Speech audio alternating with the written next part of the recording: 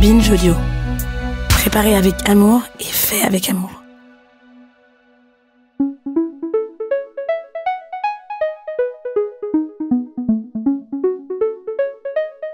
Bonjour à toutes et à tous. Bienvenue dans ce 3e épisode spécial d'Après la pluie sur le bien-être mental au travail. Je suis Lydia Martin, psychologue du travail. Une fois par mois, je décrypte différents témoignages de professionnels pour guider et accompagner les préventeurs de la santé mentale en entreprise et surtout les managers qui se retrouvent au cœur du système.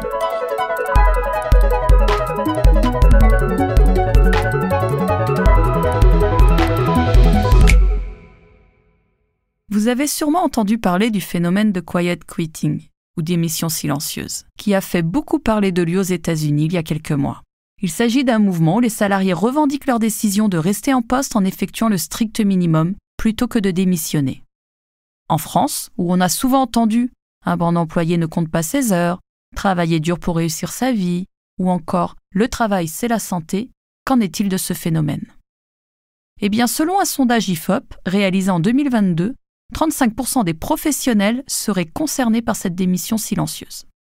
Cette tendance s'inscrit dans une problématique plus globale et plus complexe, celle du désengagement professionnel. Une étude du cabinet américain Gallup montre que les salariés français seraient les moins engagés d'Europe avec un engagement de 6% contre 21% en moyenne dans les autres pays. Depuis la fin de la pandémie, on a beaucoup parlé du changement de notre rapport au travail, mis en valeur notamment par le baromètre Alan et Harris Interactive. La valeur travail occupe une place moins importante dans les priorités des Français et Françaises qui recherchent toujours plus d'équilibre entre vie professionnelle et vie personnelle. Mais pourquoi un tel phénomène dans notre pays ? Peut-on parler d'un rejet du travail en France ?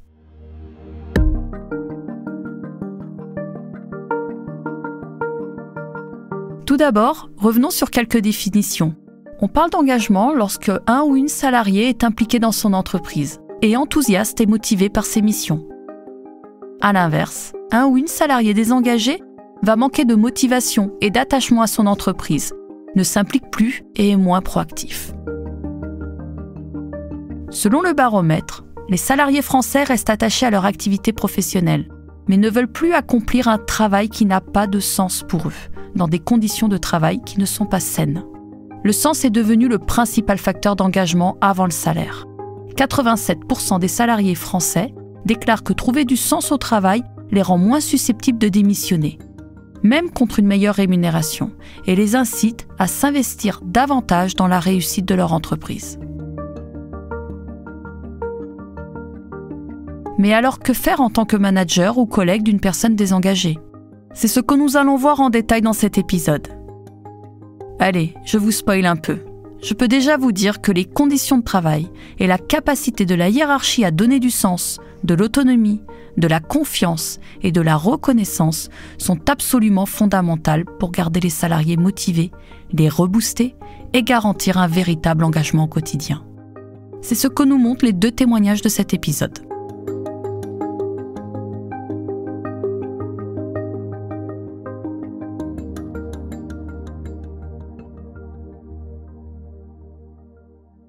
Donc je travaille dans une école d'art depuis 3 ans. Je suis un petit peu multitâche, donc j'ai plusieurs fonctions. Je donne des cours, je fais un petit peu d'administratif.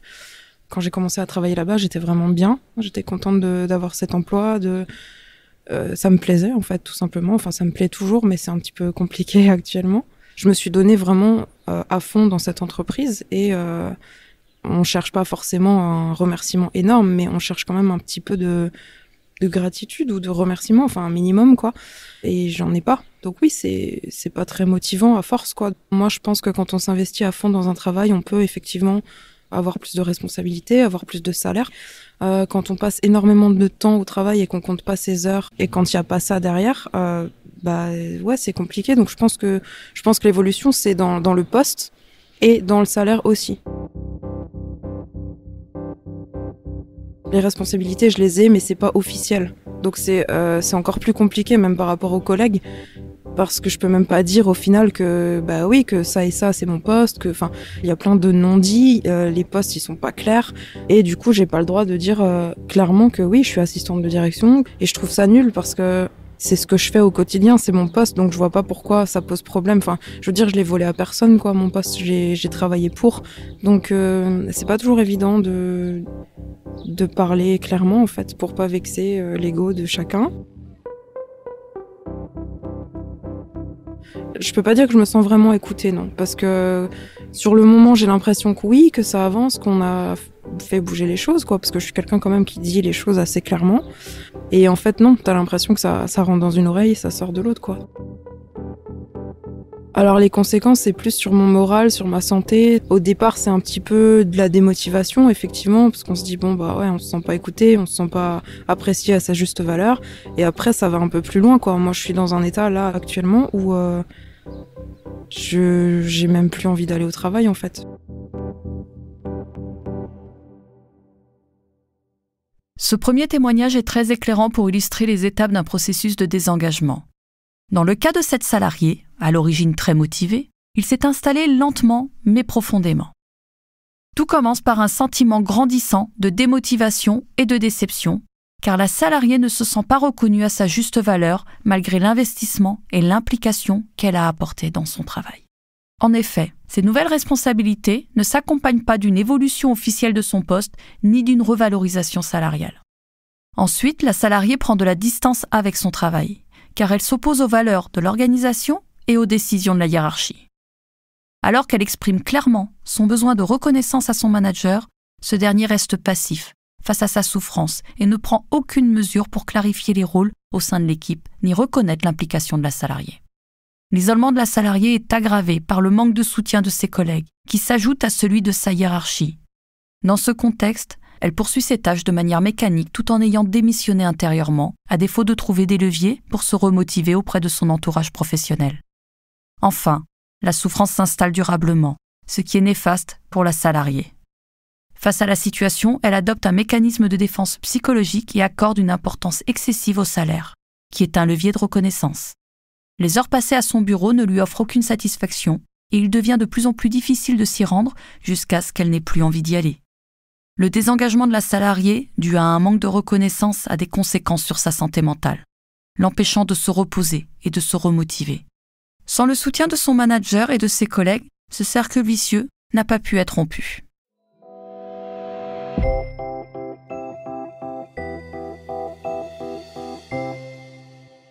J'ai déjà à peu près plus de 15 ans d'expérience professionnelle dans diverses activités, divers domaines. Et pour autant, j'avais toujours la même frustration au niveau du management. Le poste que j'ai actuellement, c'est un poste qu'on appelle assistance technique et conseil, le produit étant du télécom. Pourquoi je m'y sens bien? Je trouve que l'environnement, en plus de l'équipe, je trouve ça hyper motivant. Le fait de pouvoir assister, de pouvoir se sentir utile. C'est pas un poste qui est si nouveau que ça par rapport à mon expérience professionnelle. La seule différence, et c'est ce qui me comble et ce qui me rend vraiment épanouie au travail, je me situe pas très loin de la Défense. Donc, on a beaucoup plus l'habitude des gratte-ciels, des grosses entreprises, des gros open space. Et ça, je l'ai pas ici. Donc, ça, c'est quand même un luxe. Le fait d'être sur une équipe à taille humaine, ça veut dire qu'on se connaît tous, qu'on peut tous s'entraider. Et donc, du coup, tu te rends compte que dans mon équipe, les profils sont très différents. Et la différence fait qu'on se complète tous. Et ça, c'est cool de se dire que on ressemble pas, on n'est pas des copier-coller, des zombies. Encore une fois, je reprends la Défense. Quand j'allais au travail à la Défense, en allant comme en ressortant, on se ressemblait tous, du point de vue vestimentaire jusqu'à la mentalité, jusqu'à la manière dont on était managé. Ici, on a quelque part le droit d'être nous-mêmes. Et le fait qu'on ait le droit d'être nous-mêmes, ça nous libère l'esprit et ça nous permet d'être totalement au travail à 100% en fait. Ce qui me motive de mon manager, c'est qu'il prend le temps. Si j'ai une problématique, je peux tout à fait me confier à mon manager. Lorsque je discute avec mes managers, alors que je suis pas non plus très ancienne en soi dans l'entreprise, et que je leur montre mon souhait d'évoluer et de vouloir rester dans l'entreprise, j'ai pas des réponses comme j'ai souvent eu. Oh là là, t'es encore nouvelle. Oh là là, on verra d'ici là. Oh là là, on n'y est pas. On verra. Non.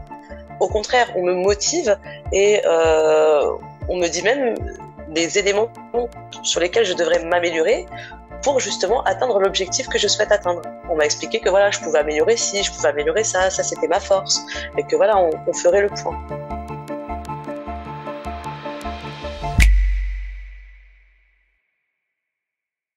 Ce témoignage nous éclaire sur les conditions indispensables pour trouver du sens à son travail, facteur fondamental de l'engagement. Le sentiment d'utilité, l'autonomie, la possibilité d'apprendre et de gagner en compétences, la qualité des relations avec les collègues et la hiérarchie, et la reconnaissance. Selon moi, la salariée souligne 2 points essentiels. Premièrement, elle se sent en cohérence avec son travail et son environnement de travail, car son identité, ce qui la rend unique, est pleinement reconnue et acceptée par son équipe et sa hiérarchie. Tout ça favorise le développement d'une relation de confiance et d'entraide. De plus, elle se sent soutenue par son manager qui sait se montrer à l'écoute et qui est pleinement investi pour accompagner son développement professionnel en lui partageant des retours clairs sur ses forces et ses axes d'amélioration. Ainsi, elle sent que son potentiel est exploité, ce qui l'engage naturellement avec enthousiasme dans son travail.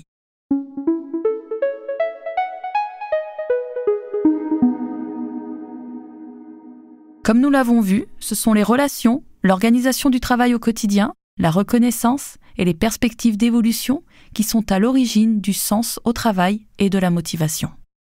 En tant que manager, si vous identifiez des signes de désengagement, n'hésitez pas à agir en provoquant la discussion avec le ou la salariée, afin de bien comprendre les points bloquants, reconnaissance, clarification des rôles. Par contre, nous vous recommandons d'agir en amont afin de prévenir et d'éviter de telles situations.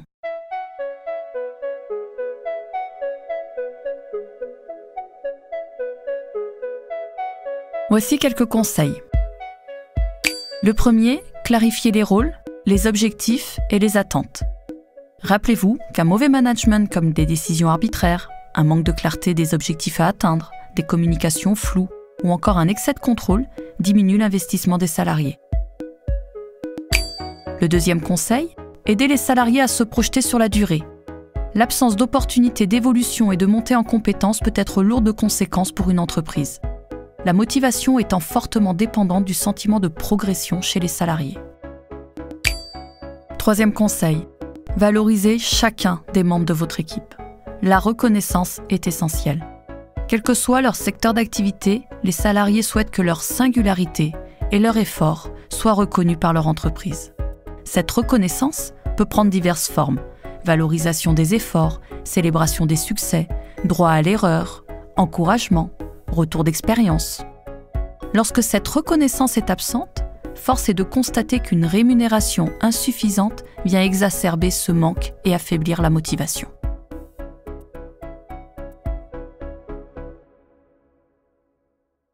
Il est crucial de donner du sens au travers de valeurs, mais également d'incarner ces valeurs dans son management au quotidien. L'adhésion du salarié aux valeurs est déterminante dans son maintien en poste, car sans elle, le risque de ressentir un sentiment d'absurdité augmente.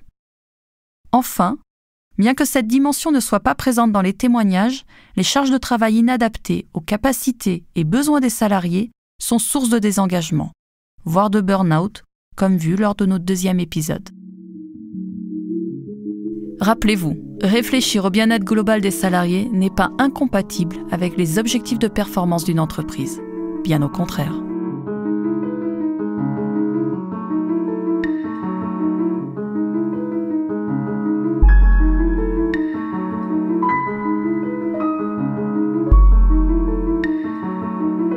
Cet épisode a été produit en partenariat avec Alan, qui propose une solution intégrée au service de la santé physique et mentale pour les équipes d'entreprises de toute taille et les indépendants.